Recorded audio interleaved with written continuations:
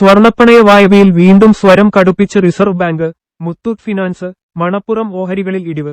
സ്വർണ്ണപ്പണയ gold loans വായ്പകളിന്മേൽ നിലപാട് കൂടുതൽ കടുപ്പിക്കാൻ reserve bank. RBI ഭവന വായ്പകൾ, ഹോം ലോൺ ഉൾപ്പെടെ മറ്റു വായ്പകളെ അപേക്ഷിച്ച് സ്വർണ്ണപ്പണയ വായ്പകൾക്ക് ഡിമാൻഡ് കുത്തനെ കൂടുന്ന സാഹചര്യത്തിലാണ് റിസർവ് ബാങ്കിന്റെ പുതിയ നീക്കം.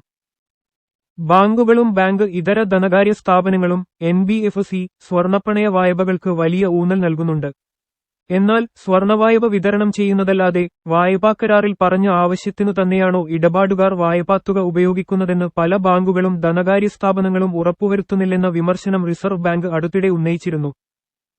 സ്വർണ വായ്പകൾക്കായി പുതിയ മാനദണ്ഡങ്ങൾ കൊണ്ടുവരുമെന്നാണ് reserve bank governor Sanjay Malhotra ഇന്നു പ്രഖ്യാപിച്ചത്. ഈടുരഹിത വ്യക്തിഗത വായ്പകളുടെ വിതരണത്തിനെതിരെ സമീപകാലത്ത് റിസർവ് ബാങ്ക് കടുത്ത നിയന്ത്രണങ്ങൾ ഏർപ്പെടുത്തിയിരുന്നു. ഈ വിഭാഗം വായ്പകളിൽ അൺസെക്യൂർഡ് ലോൺസ് കിട്ടാക്കടം ഉയരുന്ന പശ്ചാത്തലത്തിലായിരുന്നു അത്. അതോടെ പക്ഷേ സ്വർണം ഈടുവച്ചുള്ള വായ്പാ വിതരണം കുതിച്ചുയരുകയായിരുന്നു. ഇക്കഴിഞ്ഞ ഫെബ്രുവരിയിൽ മാത്രം 87.4% വർധനയാണ് സ്വർണ്ണപ്പണയ വായ്പകൾ രേഖപ്പെടുത്തിയത്. കഴിഞ്ഞ വർഷം മാർച്ചിൽ സ്വർണ്ണപ്പണയ വായ്പാമൂല്യം 89,370 കോടി രൂപയായിരുന്നെങ്കിൽ ഈ വർഷം ഫെബ്രുവരി 21 വരെയുള്ള കണക്കുപ്രകാരം അത് 1.91 ലക്ഷം കോടി രൂപയാണ്. മുൻവർഷത്തെ സമാനകാലത്ത് ഗോൾഡ് ലോണുകളിലെ വളർച്ച നിരക്ക് 15.2% മാത്രമായിരുന്നു. ഓഹരികളിൽ വൻ ഇടിവ്. സ്വർണ്ണപ്പണയ വായ്പകളിൽ വൻ ഊന്നൽ നൽകുന്ന ധനകാര്യ സ്ഥാപനങ്ങളുടെ ഓഹരിവില റിസർവ് ബാങ്ക് ഗവർണറുടെ പ്രഖ്യാപനത്തിനു പിന്നാലെ ഇടിഞ്ഞു. മുത്തൂറ്റ് ഫിനാൻസ് ഓഹരിവില 10% ഇടിഞ്ഞാണ് നിലവിൽ വ്യാപാരം ചെയ്യുന്നത്.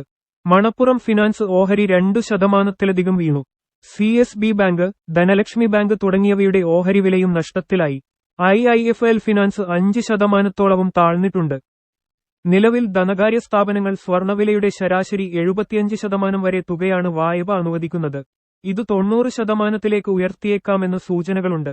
അങ്ങനെയെങ്കിൽ വായ്പ നൽകിയ തുക ഈടായി ലഭിച്ച സ്വർണത്തിന്റെ മൂല്യത്തേക്കാൾ കൂടുതലായാൽ അതു വായ്പാ കമ്പനികൾക്ക് തിരിച്ചടിയായേക്കും. ഈ ആശങ്കയും ഓഹരിവിലകളെ താഴേക്ക് നയിച്ചുവെന്നാണ് കരുതുന്നത്.